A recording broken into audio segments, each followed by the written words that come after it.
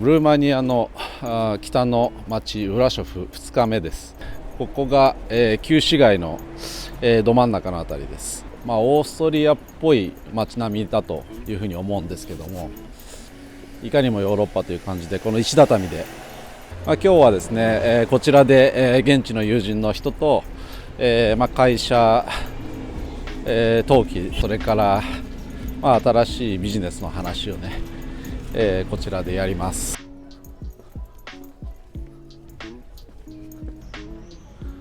こう並んでる車がですね、やっぱりロシアと全然違いますね。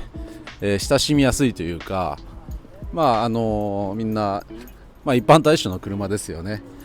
ロシアだともうメルセデス、マイバッハ、BMW、超高級車があちらこちらにゴミのように並んでいるという、風景があるんですけども、こちらだとですね、コンパクトカーが多いですかね。やっぱり、こっちのラテンの国々って、道が狭かったりっていうところもあるので、車、これダチアですね、フォード、フォルクスワーゲン、シュコーダ、次は、ヒュンダイ、そして、トヨタ、またシュコーダということで、本当みんなコンパクトカーっぽいのが多いですよね。この辺 BMW、ルノー、スマートですね、小さいやつ、スバル、はい、メルセデス A クラス、クラシックななんだこれかわいい車。朝学生ですかね、若い人が、歩いているのが見えます。まだ9時過ぎなんで、早いですけども、金曜日なんでみんな出勤ですかね、どっかにね。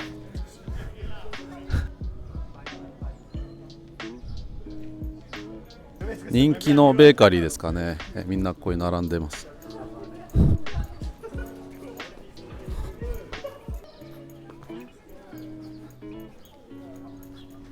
ツーリストはですね、昨日、ディナーの時に周り見渡したんですけど、国籍は分かりませんが、ロシア語、イタリア語、英語、ドイツ語ということで、その辺の人たちが多そうですね。結構、ロシア語の割合も多かったです。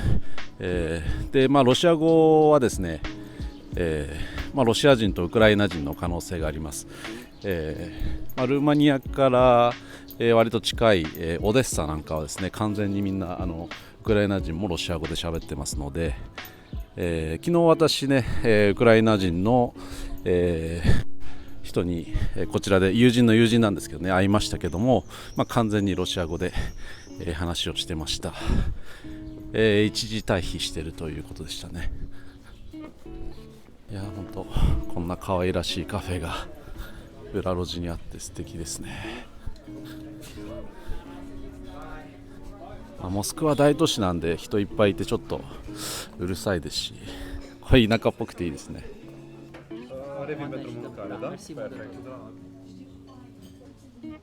It's a video again. Okay. Good morning from Russia. Good morning. Welcome to Transylvania, the land of vampires and Mr. Dracula. ヴァンパイアとドラキュラの世界からようこそ。こんにちはということです。That's me.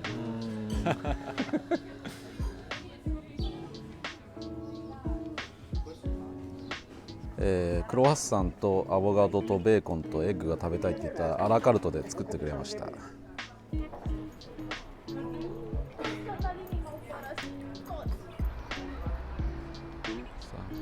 なんかこう可愛らしいですよね。これちょっとルーマニアっぽいかもしれませんね。はい、今ですね、ルーマニアの銀行で、会社の銀行口座の調整としてるんですけど、スタッフがですねすごく、普通の本当銀行ですよ、普通の窓口なんですけど、スタッフが、すごくなんかはつらつとしていて、優しい、マナーがいいっていうのはやっぱりこっちに来て、すごい違いを感じるところですね。まあ、ロシアはまあ銀行、そうですね、まあ、悪くないんですけど、やっぱちょっと怖い感じ、はい。何が必要なのみたいな、まあ、英語も通じないですしね、まあ、私としては、ロシアだと結構難しかったり、気持ちがそがれたりするんですけど、こっちはまあそれに比べたらね、気楽に感じちゃいますね。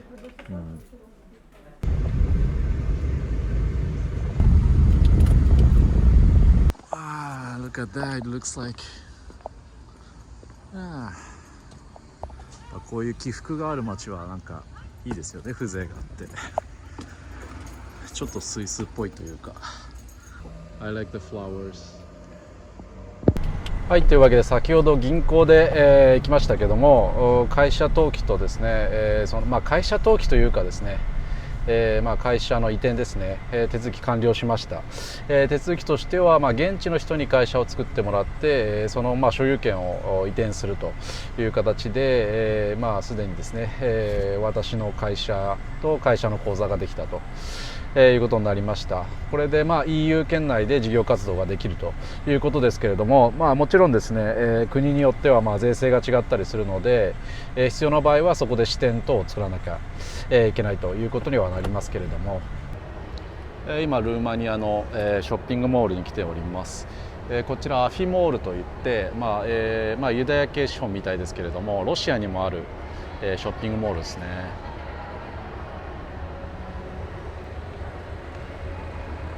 天井は高くて、外の光も入るようになっていてということで、どこも同じですよね。ロシアでユニクロが買えなくなったんで、もう T シャツね、新しいの調達したいんでこっちで買いたかったんですけど、残念ながらルーマニアではまだ展開してないみたいです。フードコート、コーヒー、寿司、ペッパー、なんだろうあれ、ハワイのポケ丼ですかね、ケンタッキー、ピザ、中華ですかね、それからマクドナルド、ちなみに、ルーマニアの人ですけども、比較的ですね、彫りの深い、シャープな見た目の人が多いですね。で、髪は、暗い感じ、で、基本的にヨーロッパの中ではスリムな人が多い方かなと思うんですけども、ロシアに比べるとね、少し、ぽっちゃり系の人がいますね。ロシアはロシアもウクライナもベラルーシも本当にみんなスリムな人なので、それに比べるといろんな、体型の人がいるなっていう感じです。ショッピングモールの外はこんな風にですね、テラスになってますね。ちなみに、ルーマニアの人ですね、タバコを吸う人多いですね。ロシアも多い方なんですが、ルーマニアの方がもうちょっと多いかなっていう感じがします。やっぱこの辺はラテンの国という感じがしますね。で、この女の子たちにもさっき、タバコちょうだいとかって、せびられました。ちなみにですね、ルーマニアについてね、皆さんにお話してなかったので、私もそんな詳しくないんですけど、簡単にルーマニアってどんな国かっていう話をします。国の場所はですね、周りですね、スラブ系の国に囲まれてますね。東側はウクライナと、北側もウクライナですね。西の方に、チェコ、スロバキアですね。これもスラブ系です。ハンガリーは、フン人でちょっと違いますけれども、南はセルビアだったり、ブルガリアだったり、これもスラブ系、南スラブと言われる人たちですね。ロシアと民族は同じです。そんな中ルーマニアだけはですね、ラテン系の人たちなんですね。ラテン系っていうのは、イタリア、スペイン、とかと同じですね。言語的にはフランスもそうです。フランスはですね、ラテン系なんですけども、割とその、ゲルマン系というかですね、の血もちょっと入ってるんですけれども、そういったわけで、言語はですね、フランス語、イタリア語、スペイン語に、ちょこっと似ているということです。聞いててもちょっとなかなか分かんないんですけど、イディオムでですねスペイン語やラテン語とちょっと似てるなっていうところはあります。で人はですね、ちょっと黒髪で、というかダークヘアでラテンっぽいなっていう感じはします。人の性格もですね、ちょっと明るいというか、南国な感じですね。それとそうですね、もともとローマ帝国の一部で、オーストリア・ハンガリーに支配されてた時期も結構あって、ドイツっぽい、建物インフラが多く見られます。あとですね、街中だったり、各地に割とその、ジプシーと言われる人たちですね、ロマ族の人たち、もともとインドの方から来た遊牧民族なんですけれども、その人たちが割と多くいます。で、それと歴史的にはですね、90年ぐらいまで、今、独裁政権と言われるチャウシェスクの社会主義の時代がありまして、その時はですねかなり経済的に厳しかったようで、その90年から今にかけて、かなり復興してきたというところです。通貨はですね、ルーマニアレイというのがあって、ユーロではないです。ですけどもEU 圏内にありますので、EU の会社登録とかできますし、EU 圏内、自由にですね車というか自由に陸路を移動できるといったところです。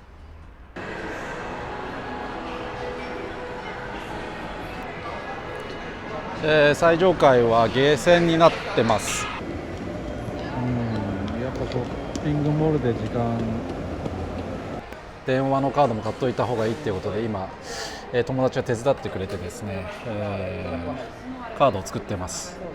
カードっていうのは、電話の SIM カードですね。こちらで、EU でどこでも使えて、SMS も国外に届くっていうやつ、それを今作ろうとしてます。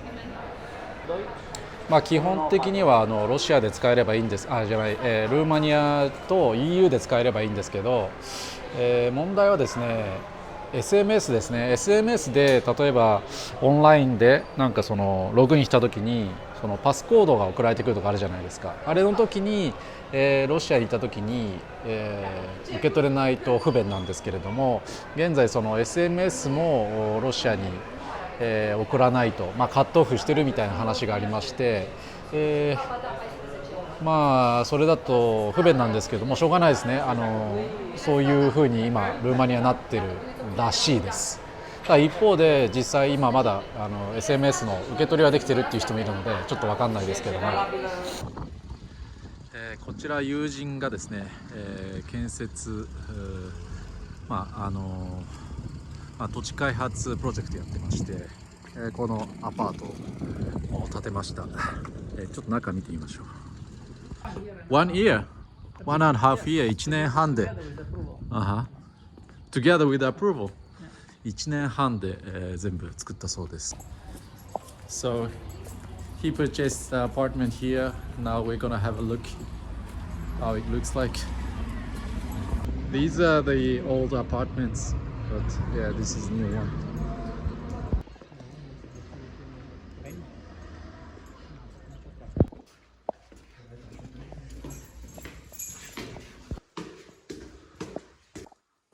Okay, thank you.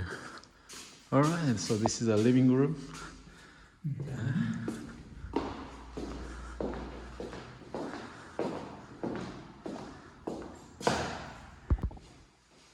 That's the balcony here. Bathroom, bedroom with the balcony. There's another room with the balcony. Every room has balcony. 先ほどの、50平米ですね。で、2つ部屋があって、キッチンが別にあってというところで、開発時、約6万ユーロから現在は、10万ユーロぐらいになってるということです。Спасибо. Thank you. I'm sorry. Why did I say спасибо?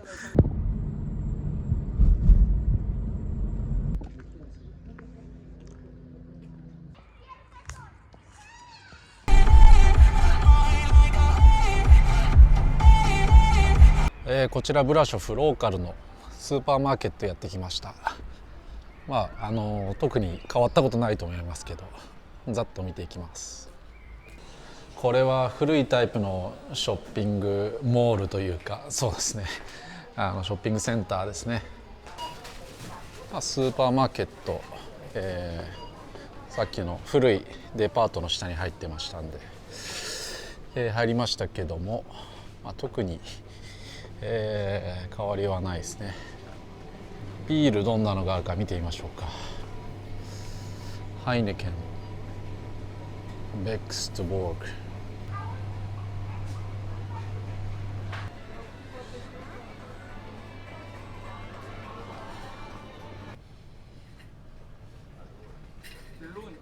グ、水の種類がやたらいっぱいあるのってちょっとこれ日本と違いますよね。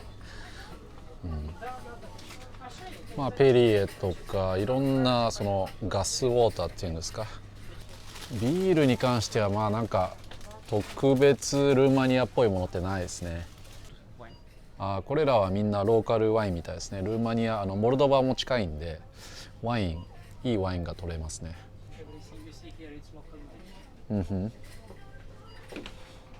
リキュールはいろんな種類ありますね。値段もロシアより安い感じがします。ジャック・ダニエル、103レイだから20ドルぐらいかな。プレイステーションストアカードもはやロシアでは買えなくなったスティームのカード、これも買えないし、任天堂のカードもロシアでは買えませんが、ここは普通に売ってますね。ジレット、これもロシアでは、正規ストップしてるはずですけども、レジのスタイル同じですね。スタッフは座ってて流すと、セルフレジもありますね。一応ね、カルフールなんですけど、ちょっとサービスとか、効率とか西洋資本とは思えないほどひどかったですね、今のは。古いところをカルフールが買ってやってるそうですが、今日一日いろいろ動いて、ちょっと疲れましたんで、友達のカリンさんと乾杯します。はい、いただきます。乾杯。乾杯。乾杯。乾杯。OK。ブラシャフの友人の家からの眺めですけども、遠くに、山が見えてすごく綺麗です。で一旦ですね、この、東側から西側に移動しての、感想っていうのをもう一回、総括したいと思うんですけれども、何が不便だったかってもう3つ大きく挙げられます。まず1つ目はですね、今回感じたのはもうとにかく移動が大変。飛行機でですね、モスクワからブカレストまで本当に3時間とか3時間半ぐらいだったと思うんですよね、直行便で。でそれが今は、4、5時間かけてイスタンブールまで行って、そこで大体はですねオーバーナイトになっちゃうんですよね。よほど高いいいチケット買わなければ。でそれオーバーナイトで、わざわざ泊まって、で次の日に来る、20時間ぐらいかかるわけですよね。でさらに値段が高い。もうそれはもうすごい負担ですよ。で2つ目はですね、そのチケットを買うのにも、ロシアのですねアカウントで買えなくて日本のカードを使わなきゃいけない。日本のカードを使えば買えるんですけれども、私の場合経済が、ロシアで回ってる部分があるっていうのがあって、日本に送金しないといけないんですよね。で日本のアカウントのお金がどんどんなくなっていっちゃうっていうことで、送金するにもお金かかりますしね、すごく不便です。でロシア人にとってみたら、外国のカード持ってないわけですよ。で簡単に外国でカードを作れないんですよね。ですので、そもそもですねチケットは買えないっていう問題が出ちゃいます。トラベルエージェンシーかなんか行かないと、で外国のカード持ってない人はですね、外国に行くチケットも買えないっていう状況になっちゃってます。もちろんいろんなね、迂回する方法はあるんですけれども、そういった方法を持ってない人にとっては非常に難しいですね。さらに、3つ目、何が大変かっていうと、何だったかな、ちょっと飲んでて忘れちゃったんですけど、あとですねアプリとかですね、サービスがやっぱり、ロシアだとインスタグラム、使えないですし TikTok も使えないし、最近 Google のサービスも止まるっていうのが、ニュースでありましたね。それから、Facebook メッセンジャーだって、VPN 使わなきゃ、使えないし、こちらでは当たり前のことがロシアでできない、そういったところがすごくきついですね。こちらで、電話カードを作りましたけれどもロシアでは、SMS が受け取れないという仕様になったそうです。というわけでこういった、国際間のやり取りがですね非常に難しくなっている。それは国を出ない人にとってはね、大した問題ではないかもしれませんけれども、私みたいにいろんな国で、いろんな、ところに移動している、生活している人間にとっては非常にきついです。はい。以上、ルーマニアからのレポートでした。ではまた。あと一つ先ほど言い忘れたんですけど、昨日ですねウクライナの人たちに会いました。彼らは私の友人の、友達で、ウクライナからですね、一時的にこちらに、来た人たちなんですけれども、女性ですね、子供を連れてきてました。そうですね、本当にたわいもない話ですね。こちらに日本食が、あんまりなくてクオリティが良くないとか、ウクライナとかロシアってどこにでも寿司があって割と日本食のクオリティ高いんですよね。でもルーマニアはそれほどでもないということで、そんな話をしたりですね、なんかロシア語で話せて嬉しかったんですかね。結構ペラペラ喋ってましたね。私のロシア語そんなうまくないんですけれどもすごい喋ってくれました。本当にですね彼女らはオデッサから来た人たちなんですけれども完全にロシア語圏なんですよね。で本当にロシア語で喋ってて、不思議な気持ちになりましたね。なかなかね、内容についてはね気をつけなきゃいけないんで話せないんですけれども、こういう感じで来てるんだなと。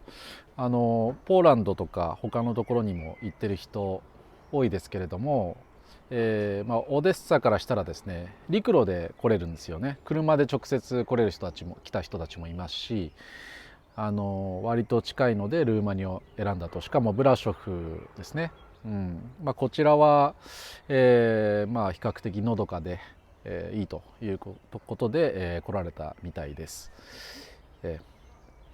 他にも今日ですね銀行に行ったら、ウクライナのドネツクから来たって言った人がなんか銀行で何かやってましたね。でその人たちもロシア語で話してました。それとですね、他にもまあロシア語を使う機会あったんですけど、それはまあ建設のワーカーですね、タジキスタンから来た人たち、モルドバから来た人たち、というわけでまあ何て言うんですかね、ロシア語を使う機会があったんですけれども、まあ言いにくいことがあるんで困っちゃいますけれども、まあ言えるのはロシア語ですね。別にロシア語自身には何も問題がないというか、国際的言語で、まあよりね、頑張って勉強しなきゃなというふうに思いました。まあいずれね、いろいろ話せる時になったらね、いろいろ話したいとは思います。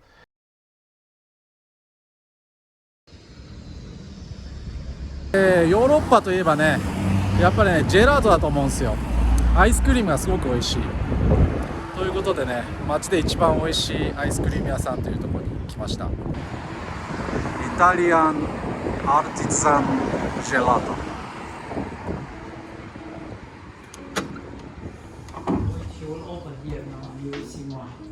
12時に開くっていうことでまだ早いんですけど、中入れてくれてました。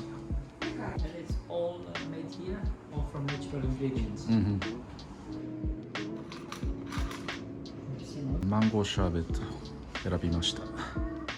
アイスクリーム1個8レイだから、8レイはいくらだ？まあ、1.6 ユーロぐらい、200円ぐらい、まあ結構しますね。まあ、街で一番美味しいところっていうので。What is this? This is actually it's chocolate Uh-huh. From Venezuela, Uh-huh. and this one is mascarpone cream. Okay. いや、ただのシャーベットじゃないです。これは本当に食べたらそのまんまマンゴー食べてるみたいな、本当にフルーツっていう感じがしますね。まあ、そのままナチュラル素材を使っているっていうことでやっぱ美味しいですね。日本はなかなかこういうジェラート、ね、意外に少ないですよね。はい、欧州に来たらこういうの楽しんでみてください。Was this place we came last time? Yeah, I remember him. 気のせいかこの花がすっごい鮮やかなんですよね。So I hear a lot of Russian languages. Probably they're Ukrainians, because they're like mother and children speaking Russian. Yeah, they have the electronic scooters for rent, like every other European countries.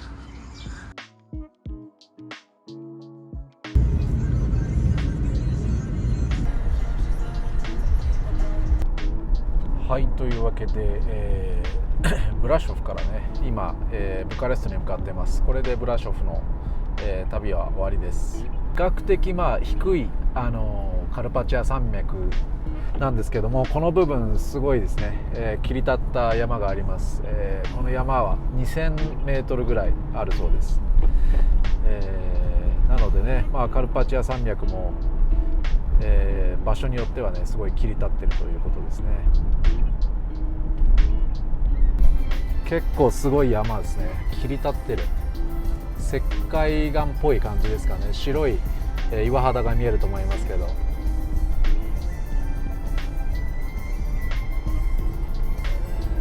日本で言えばちょっと妙義山っぽいっていうんですかね。まあ古いタイプの山ですよね。ブラショフ離れてシナヤというエリアに来てますが、この辺は昔、王様が住んでて、王様のですね綺麗な、パレスがあります。以前見に行ったんですけども、ちょっとこの道路沿いからは見えないかもしれないですね。この山の奥の方に、立派なルーマニア式のお城があります。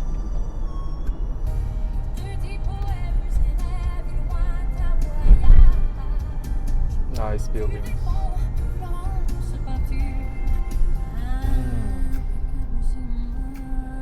Nice. Yeah, it looks like Dracula is.